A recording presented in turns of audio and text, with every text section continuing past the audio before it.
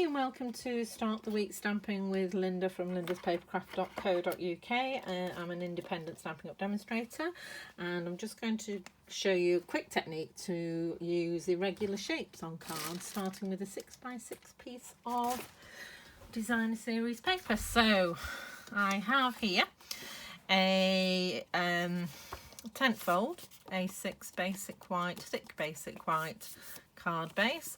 So that's 10.5 centimeters by, it's like 29 point something, so it's a length of A4 cut in half and then scored at 14.85, and that's my card base. And then I'm going to have a shaded spruce card mat, and that's just going to go on there. So that's 10 centimeters by 14.4, 6x6 piece of DSP, and this is the inky one, and that's the piece I cut off. And then a piece of basic white, which is 13.9 by 9.5, and that's going to lay on there.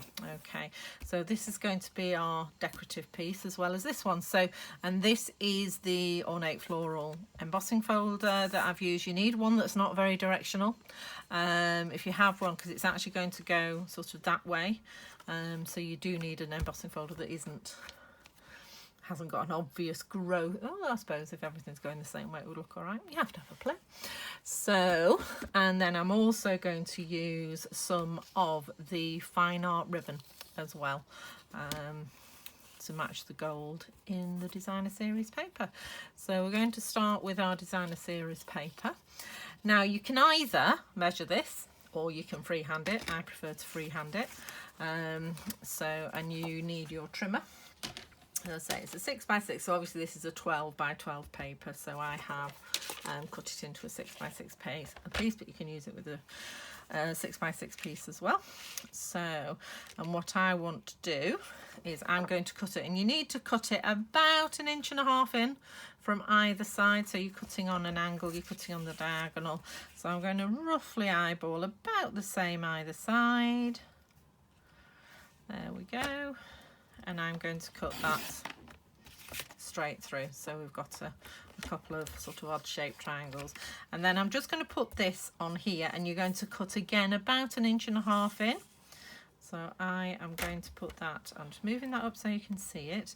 So I've just put a little bit on this side, and I'm just going to cut that off. There we go. Do the same with the other one. So again, so if you're watching with YouTube, you can rewind and watch this again. So again, with a bit, about 1.5 inches poking out there, but you can measure it and mark it if you want. And you end up with 4 quadrilaterals, they are called, and they are a bit of an unusual shape. And they're going to go nicely on the card. So I am just going to get my card piece back in. There we go. So we need our whisper white. This piece is actually, just looking at it, it is 10 by 14 centimeters, 13.9. So I've obviously cut it for something, and it wasn't long enough because it doesn't quite make a mat properly. But any sort of, as long as you've got enough to cover the corner of the card, then that's fine. So then we're going to take a piece to find the piece I want. Thinking that one. I'm doing it the wrong way. I want the left hand, I want that one in the corner. Okay, so we're just wanting the right angle, so the smaller right angle, which is these two, just in the corner of the card there. Okay, and this I want to stick it so it's actually right up against the edge.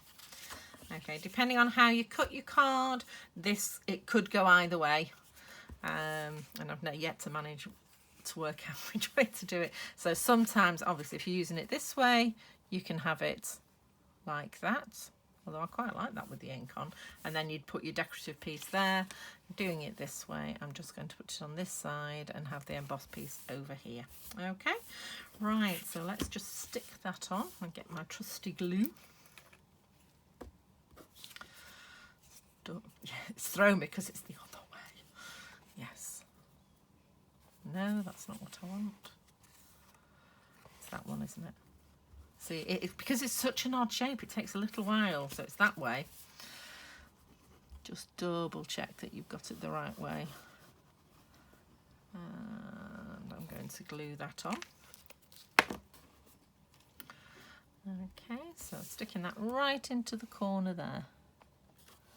Like that. So you can actually make 4 cards out of one piece of 6x6 DSP doing this, and they can go in different corners. So you could have one over here, so you can make, you've got 4 pieces here, unusual pieces. But what I thought I would do, which I thought would look really nice, is I've embossed this piece, as you see, and I'm going to stick it so it comes this way. Okay, so, and this time obviously I'm actually going to put the glue onto the white there, so that it will, yes I am, suddenly I thought, am I recording? I am. Right, okay, and I've just put that up against it there.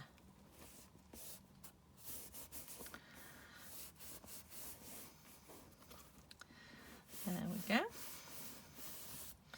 And then I'm going to take some long, you can either do this on your trimmer or do with some scissors. I've got some long scissors somewhere in here. My trusty Alex straws. So, a long Papercraft scissors, and I'm just going to trim the extra bit off. Obviously, if you're not happy cutting that you'd be able to cut it straight, then you can do. But then this one could be used again on another one.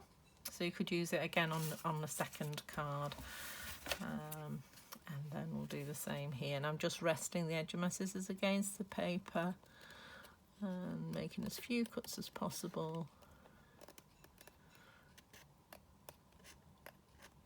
Straight across, just left a little nip at the end there. There we go. How cute is that?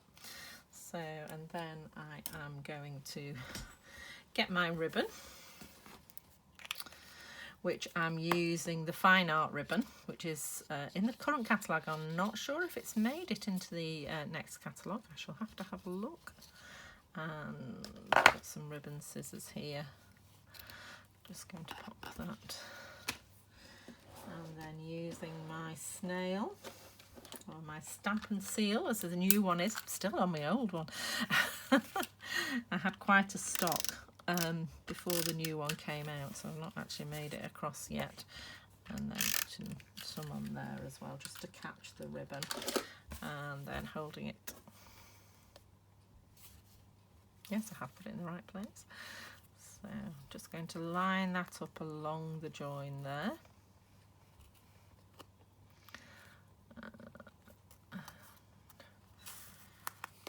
Fold that across to trim this excess off this side here.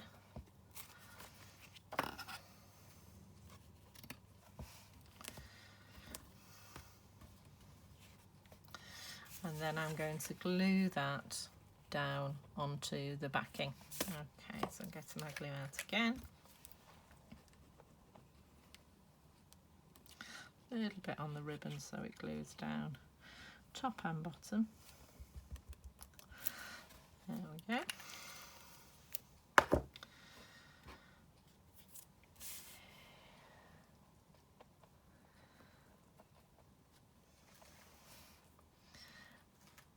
There we go. Okay, so as they have used is the shaded spruce, because that's in the golden flowers here. So, and then we can put a little sentiment on, so I'll do that before I glue it down. And I'm thinking Celebrating You. Now this is in the mini catalogue and it's also in the new annual catalogue, and it's got lots of different sentiments on. Thinking probably happy birthday. So right, happy birthday, where is it? You're all shouting at me there, it's bottom. Let's get that off and then get one of my blocks.